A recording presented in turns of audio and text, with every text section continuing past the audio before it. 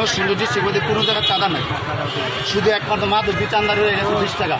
আমরা মানবতার খাতিরে দিয়ে গেলাম, এদের কোনো বউ পোলাপান আছে, চলতে পারে না, কাজ কাম করতে পারে না, মনে আমাদের দেশে ইনকাম নিয়ে ট্যাক্স নিয়ে তাদের সংসার চালা, তাতে আমরা দিতে রাজি 20 টাকা করে দিয়ে গেছি। এই পর্যন্ত আরও দিব, কিন্তু আজকের থেকে 30 টাকা চাঁদা করছে। 30 টাকা না দিলে ওই করে ঘরে হ্যাঁ রাখছে, বাইরে আইছে, 2-3টা বেড়ে মারছে।